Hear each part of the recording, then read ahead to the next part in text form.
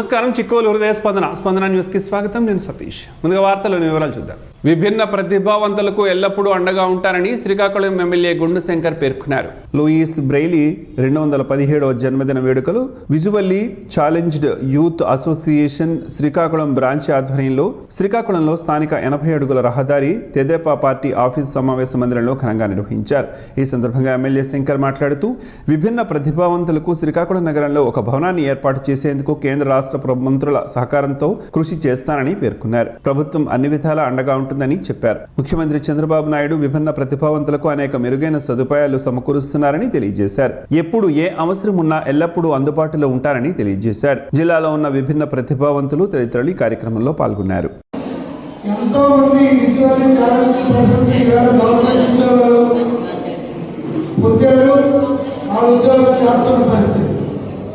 ఇప్పుడే చెప్పారు వారు కూడా చేయడం జరిగింది. మీ అందరూ సుదూర ప్రాంతాల్లో ఉంటారు. మీకు కొంచెం ప్రతిదానం తీసుకోవడం ఇవ్వద్దని 3 నెలలకు ఒకసారి తీసుకునే విధంగా అవకాశం కల్పించారు. అలాగే 3,000 రూపాయలు 6,000 చేయడం జరిగింది. ఇంకా మీకు మంచి ఏదైతే స్టిక్స్ కానీ అవన్నీ కూడా రాబోయే రోజుల్లో ఎవరో ఇస్తాం. మొన్న కూడా పౌర విమానయాన శాఖ మంత్రులు కేంద్ర రామ్మోహన్ నాయుడు గారు కూడా కృషి చేసి ఎయిర్పోర్ట్ అథారిటీ ఆఫ్ ఇండియా నుండి 50 కోట్లు కూడా ఇవ్వడం జరిగింది. అలాగే జెమ్స్ వారి సౌజన్యంతో మీకు ఏఐ గ్లాసెస్ కూడా ఇవ్వడం జరిగింది. ఇంకా మేము కూడా మా వంతు మీకు కృషి చేస్తాం. తప్పకుండా శ్రీకాకుళం జిల్లా హెడ్ క్వార్టర్లో మీరు ఉన్నందుకు నేను ఇక్కడ ఉన్నందుకు మీకు ఎప్పుడు ఏ అవసరం ఉన్నా ప్రతి చిన్న పనికి కూడా పాలిథిన్, ప్లాస్టిక్ వంటికి వాడడం వలన పర్యావరణానికి ఎంతో హాని జరుగుతుంది. పశుపక్షాదులకు ఇబ్బందులు కలగడమే కాకుండా మానవాళికి కూడా కొత్త రోగాలు వస్తున్నాయి. పర్యావరణానికి హాని చేసే పాలిథిన్ కవర్లను దూరం చేసే మహాయజ్ఞంలో ప్రతి ఒక్కరూ భాగస్వాములు అవ్వాలి. మానవాళికి పెను ప్రమాదంగా తన ఉనికిని చాటుకున్న పాలిథిన్, ప్లాస్టిక్ వంటి ఉత్పత్తులు వాటి రూపాలను ఎప్పటికప్పుడు దర్శనమిస్తూనే ఉన్నాయి. అధికారులు, మేధావులు పాలిథిన్, ప్లాస్టిక్ ఉత్పత్తులు వాడొద్దని ఎన్ని రకాలుగా నిర్బంధనలు, ఆజ్ఞలు, ప్రచారాలు, అవగాహనలు కల్పించినప్పటికీ అవేవి పాలిథిన్ వాడకాన్ని ఆపే ప్రయత్నం చేయలేకపోతున్నాయి. ఈ ప్లాస్టిక్ ఉత్పత్తుల వలన మూగజీవాలు వాటిని తిని మృత్యువాత పడుతున్నాయి. ఒక్కసారి వాడి పడేసిన పాలిథిన్ కవర్లతో పెను ప్రమాదం ఉందని ఎవరు చెబుతున్నప్పటికీ వాడేవారు వాడేస్తున్నారు, అమ్మేవారు అమ్మేస్తున్నారు. ఇలా ఏ ఒక్కరిలోనూ మార్పు కనిపించడం లేదు. ఏ ఒక్కరిలో అంటే వాడుతున్న వారి గురించి అంటున్న వ్యాఖ్యలివి. ఇప్పటికీ చాలామంది పర్యావరణాన్ని రక్షించేందుకు ప్రయత్నాలు ముమ్మరం చేశారు. వారు వాడకుండా వాడొద్దంటూ చిత్తశుద్ధితో ప్రచారం చేస్తున్నారు. పాలిథిన్ కవర్లను వాడే వారిలో విద్యార్థికులు ఎక్కువగా ఉండటం బాధించే విషయం. ప్లాస్టిక్ భూతంతో ప్రమాదం ఉందని ఎంత చెబుతున్నప్పటికీ నిర్లక్ష్యపు పాలిథిన్, ప్లాస్టిక్ల వాడకాన్ని వేయడం లేదు. వాడి పారేసిన పాలిథిన్లకు బదులు గుడ్డ సంచులను వాడుకుంటే పర్యావరణానికి ఎంతో మేలు చేకూరుతుంది. ఇలా ఎన్నో మార్గాలున్నాయి. వాడకూడదనుకున్న వారికి ఎన్నో ఆలోచనలు వస్తూ ఉంటాయి. బజారుకు వెళ్ళినప్పుడు ఏ గుడ్డ సంచినో వెడితే పాలిథిన్ కవర్ అవసరం రాదు. వాటికి జోలికి వెళ్ళవలసిన పని కూడా లేదు. వాడడం అనేది అందరూ కలిసి మానేయాలి. కానీ ఒక్కొక్కరి నుంచే ఈ ప్రయత్నం ఆరంభం కావాలి. మాంసం దుకాణానికి వెళ్ళినప్పుడు, టిఫిన్ కొట్టుకు వెళ్ళినప్పుడు చేదస్తం అనుకోకుండా ఓ స్టీల్ బాక్స్ను పట్టుకుని వెడితే చాలా సమస్యలకు పరిష్కారం దొరికినట్టే. ప్రభుత్వాలు ఎన్ని చెప్పినా ఆలకించకుంటే భారీ మూల్యం మనమే చెల్లించుకోవాలి. ప్రభుత్వం అంటే మనమే కదా. మనమే ప్రభుత్వం అన్న ఆలోచన ప్రతి ఒక్కరిలోనూ రావాలి. చెరువుల్లో పాలిథిన్, నదుల్లో, సముద్రాల్లో కూడా ప్లాస్టిక్ భూతం తన ఆవాను కొనసాగిస్తోందంటే ఎంతో మేధావి అనుకుంటున్న మానవుడు ప్లాస్టిక్ వాడకాన్ని ఆపలేని బానిసగా తయారయ్యాడు. ఈ బానిస వలన సమస్త జీవరాశులకు కూడా ఇబ్బందులు కలగక మానవు. అందుకే ఆలోచన చేయగలిగిన మనిషి ఒక్కసారి ఆలోచన చేసి ఈ ప్లాస్టిక్ కవర్ల వాడకాన్ని ఆపేద్దామంటూ ప్రతినబూనుదాం. ఎక్కడో తయారైతే ఇక్కడికి వస్తున్నాయి. మనం వాడడం మానేస్తే తయారీ దానంతట అదే ఆగిపోతుంది.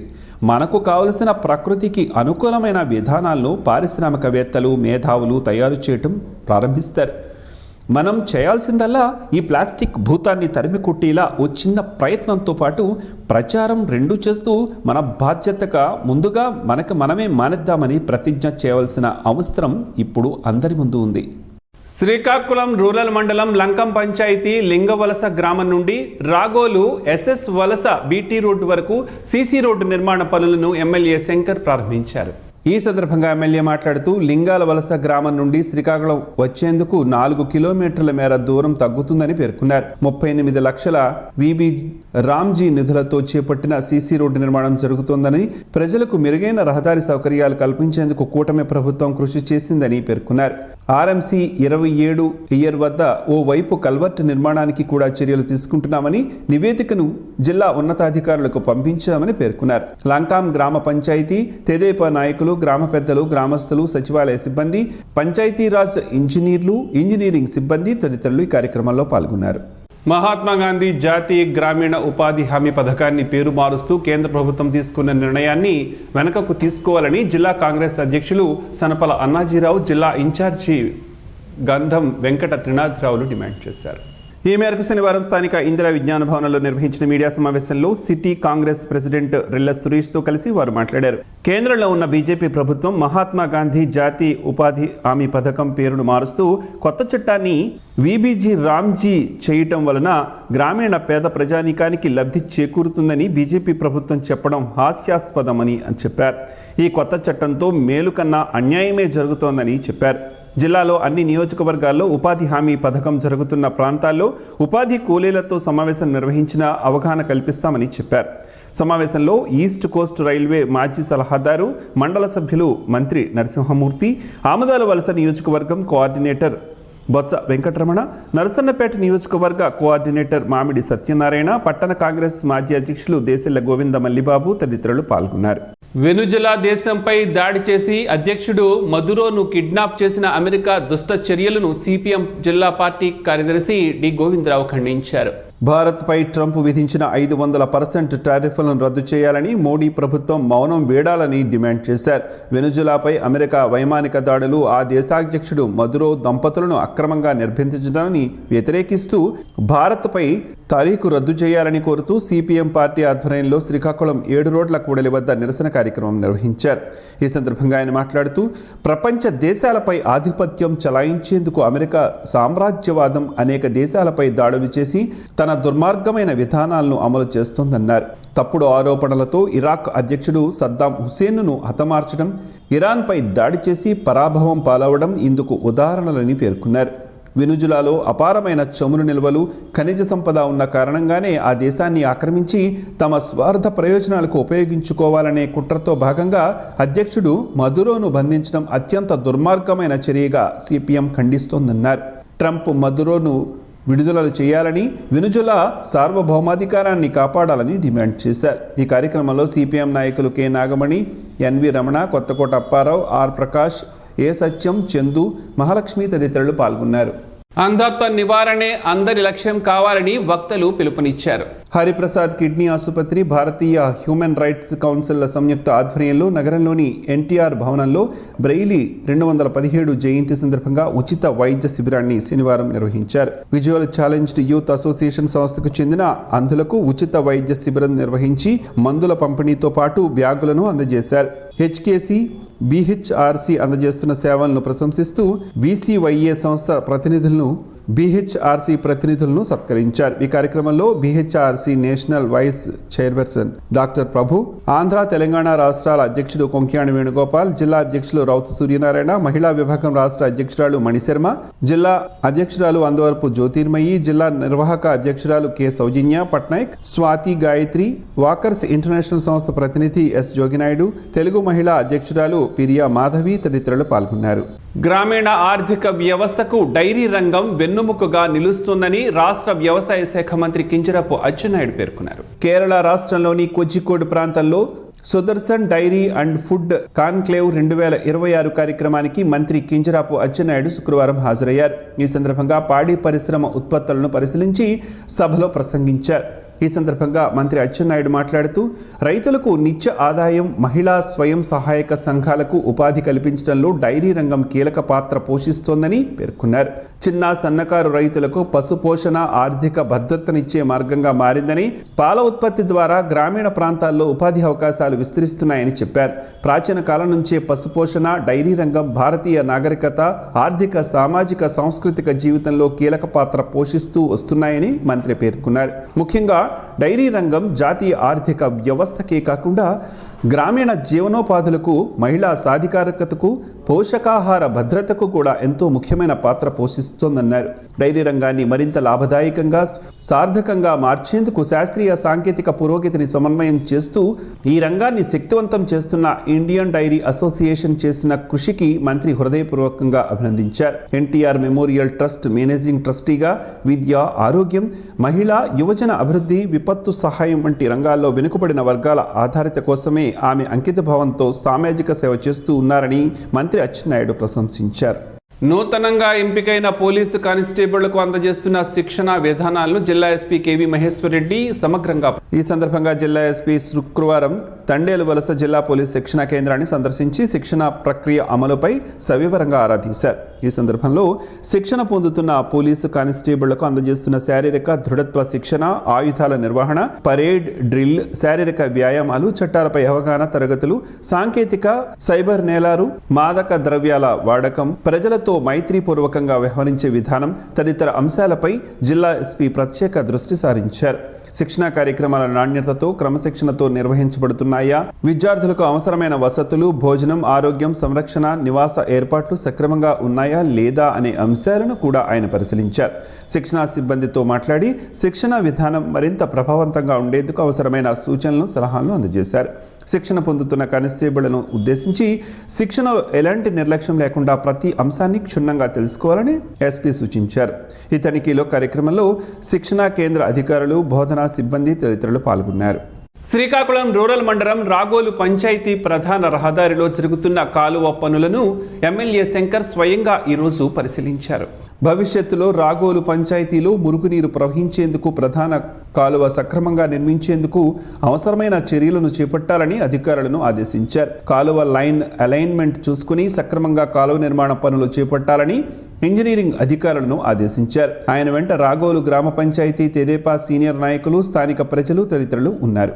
వయస్సు మళ్లిన కాలంలో వృద్ధుల ఆత్మగౌరవంతో, రక్షణతో బ్రతికేలా చూడడమే న్యాయ సేవాధికారిక సంస్థ ముఖ్య ఉద్దేశమని జిల్లా న్యాయ సేవాధికారిక సంస్థ కార్యదర్శి కె హరిబాబు పేర్కొన్నారు. శనివారం ఆయన నగరంలోని ప్రశాంతి వృద్ధ జనాశ్రమాన్ని సందర్శించారు. ఈ సందర్భంగా ఆశ్రమంలోని వృద్ధులతో హరిబాబు నేరుగా ముచ్చటించారు. వయోవృద్ధులకు న్యాయ సేవలను స్కీమ్ 2016 గురించి వారికి వివరించారు. చట్టం కల్పించిన సౌకర్యాలను ఎలా ఉపయోగించుకోవాలో వివరించారు. ఆశ్రమంలో వారికి అందుతున్న ఆహారం, వైద్య సదుపాయాలు, ఆరోగ్యం పరిస్థితులను అడిగి తెలుసుకున్నారు. ఎవరికైనా ఏవైనా ఫిర్యాదులు లేదా సమస్యలు ఉంటే వెంటనే తన దృష్టికి తీసుకురావాలని కోరారు. న్యాయపరమైన సహాయం కోసం 24 గంటలు అందుబాటులో ఉండే టోల్ ఫ్రీ నెంబర్ 15100 గురించి ఆయన వివరించారు. ఈ నెంబర్ వృద్ధులందరికీ కనిపించేలా ఆశ్రమంలో నోటీస్ బోర్డుపై అతికించాలని నిర్వాహకులను ఆదేశించారు. ప్రభుత్వం కల్పిస్తున్న ఉచిత న్యాయ సేవలను ప్రతి ఒక్కరూ సద్వినియోగం చేసుకోవాలని కోరారు.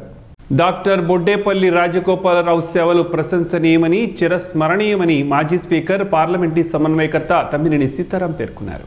హరిశ్చంద్రపురం కోడెలిలోని డాక్టర్ రాజగోపాలరావు విగ్రహానికి ఆయన స్థానిక సర్పంచి గురుగుబల్లి కేశవరావు, ఎంపీటీసీలు బగాది దివాకర్, పూజారి సత్యంలతో కలిసి పూలమాలలు వేసి ఘనంగా నివాళులర్పించారు. ముందుగా తమ్మినేని సీతారాంకి స్థానిక నాయకత్వం ఘనంగా స్వాగతం పలికింది. స్థానిక నాయకులు, కార్యకర్తల ఆధ్వర్యంలో తమ్మినేనికి పూలమాలలు వేసి దుస్తాలువలతో సత్కరించారు. ఈ కార్యక్రమంలో హెచ్ఎల్ జడ్పీటీసీ సనపల నారాయణరావు, పొందూరు మండల వైఎస్ఆర్ పార్టీ మాజీ అధ్యక్షులు పప్పల రమేష్, కళింగ కమ్యూనిటీ నాయకులు సూర్యం, స్థానిక నాయకులు బిల్లంగి నారాయణరావు, సీపాన రామారావు, కోన ఢిల్లేశ్వరరావు తదితరులు పాల్గొన్నారు.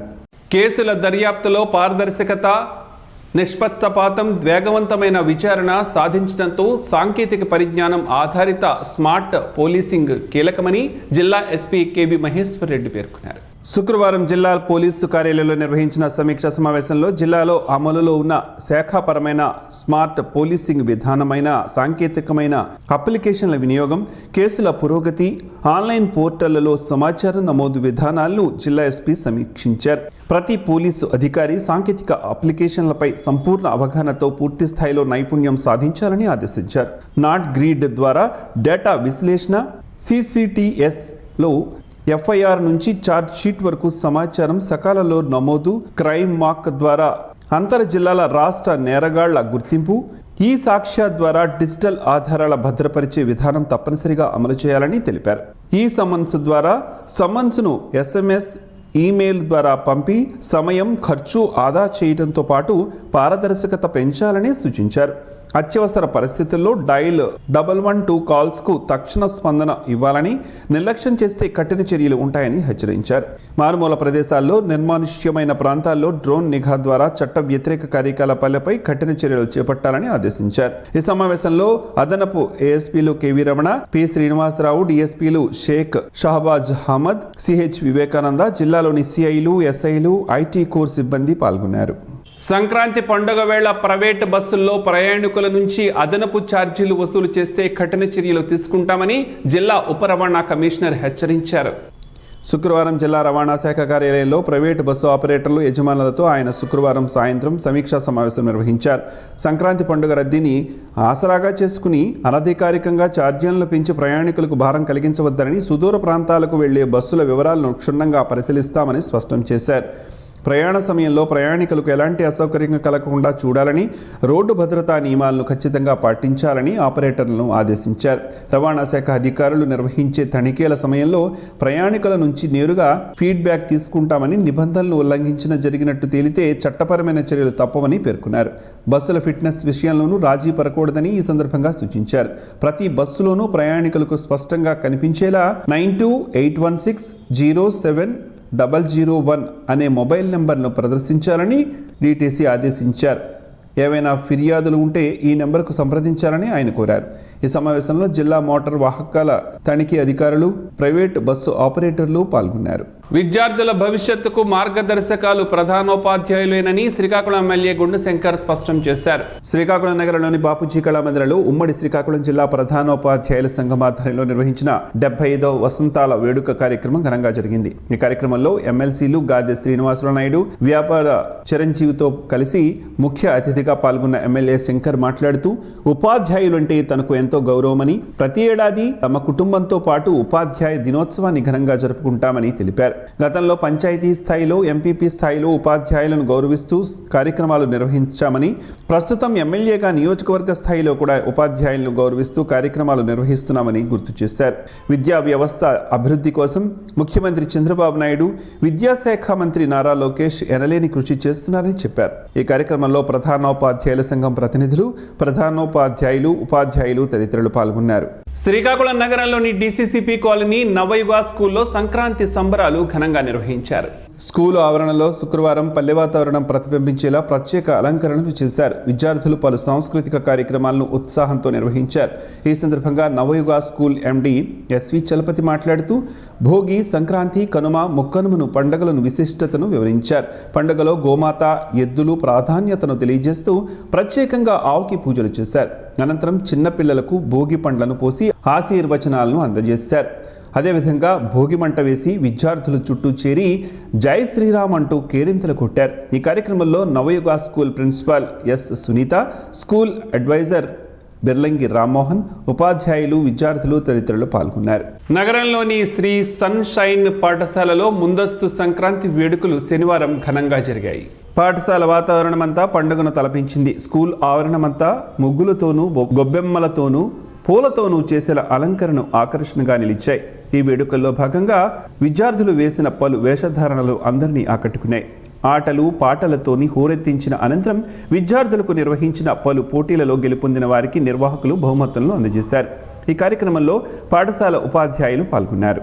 డిసెంబర్ 14న రాజాం ప్రభాకర్ స్కూల్ ఆధ్వర్యాన స్మార్ట్ అకాడమీ నిర్వహించిన జిల్లా స్థాయి స్మార్క్ టాలెంట్ టెస్ట్ ఫలితాలు వెలువడ్డాయి. ఈ ఫలితాల్లో పెంట గ్రామానికి చెందిన మక్కా శ్రీయంష్ నాయుడుకు జిల్లా స్థాయి సెకండ్ ర్యాంక్ రావటం పట్ల రాజాం పాఠశాల యాజమాన్యం హర్షం వ్యక్తం చేస్తూ విజేత శ్రీయంష్ నాయుడుకు జ్ఞాపికను అందజేసి ఘనంగా సత్కరించారు. అనంతరం పాఠశాల సిబ్బంది, విద్యార్థులకు, తల్లిదండ్రులకు మక్కా సాయిబాబు నాయుడు, తులసి, మక్కా అప్పలనాయుడు, సరళ కుటుంబ సభ్యులు, రాజాంకు చెందిన పలువురు విజేతకు అభినందనలు తెలియజేశారు. ఓట్స్తో పలు ఆరోగ్య ప్రయోజనాలు దాగి ఉన్నాయని ఆరోగ్య నిపుణులు చెబుతున్నారు. ఆ వివరాలు ఇటు ఈరోజు ప్రసారమయ్యే ఆరోగ్యమే మహాభాగ్యంలో తెలుసుకుందాం.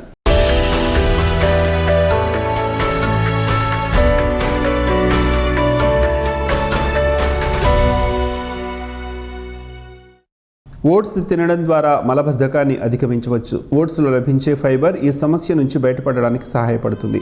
ఓట్స్ తినడానికి రుచికరమైనవి మాత్రమే కాదు, అనేక రకాల పోషకాలు కూడా ఇందులో ఉన్నాయి. అనేక రకాల వ్యాధుల నుంచి మనల్ని సురక్షితంగా ఉంచుతుంది. ఆరోగ్యాన్ని మెరుగుపరచాలనుకుంటున్నారా? లేదా మీ చర్మం, జుట్టును మెరుగుపరచాలనుకుంటున్నారా? ఓట్స్లో ప్రయోజనకరంగా ఇవి కలిగి ఉంటాయి. వాస్తవానికి ఓట్స్ ఒక రకమైన పల్స్. దీని శాస్త్రీయ నామం అవేనా సాటివా. ఇది పోయాసీ కుటుంబానికి చెందింది. ఉదయం అల్పాహారంలో దీనిని తీసుకుంటే మీరు చాలా ఆరోగ్యవంతమైన ప్రయోజనాలను పొందవచ్చు.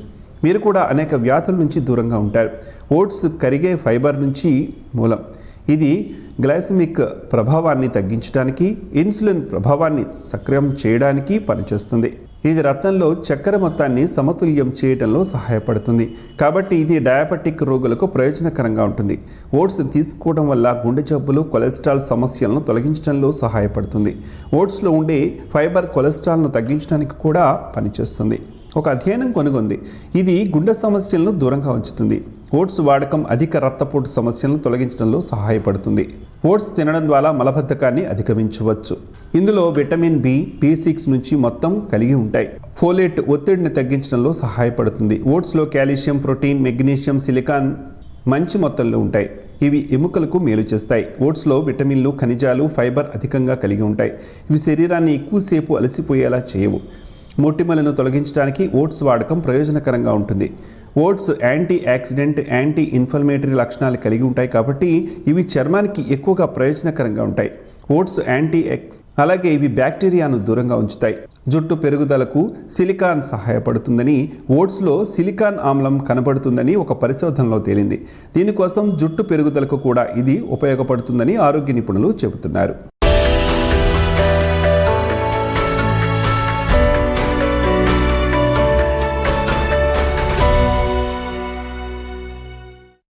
ఈనాటి వార్తల్లో మంచి మాటను విద్దాం, ఆచరిద్దాం. స్ఫూర్తిని కలిగించే మహనీయుల మాటల్లోంచి ఈరోజు. జీవనం గమనం గమ్యం. ఋషి చింతన. మౌనం సమ్మతిని ఇస్తుంది, త్యాగం ముక్తిని ఇస్తుంది. జంతువులు తమ చూపులోనే వాటి భాష వ్యక్తీకరింపబడుతుంది. చెట్లు తమ పరిసరాలలోనే తమ శక్తిని నింపబడతాయి. ఋషులు తమ ఏకాంతములోనే చైతన్యమును అనుభూతిపరచగలరు. ఓం శ్రీ గాయత్ర్యై నమః. ఈ వార్తలు ఇంతటితో సమాప్తం. చూస్తూనే ఉండండి స్పందన న్యూస్, మీ మాటే మా బాట. స్పందన టీవీ ప్రేక్షకుల కోసం స్పందన న్యూస్ను యూట్యూబ్లో అందుబాటులో ఉంచడమైంది. SDB స్పేస్ స్పందన అని టైప్ చేసి మీకు అనుకూలమైన సమయాల్లో న్యూస్ని వీక్షించవచ్చు.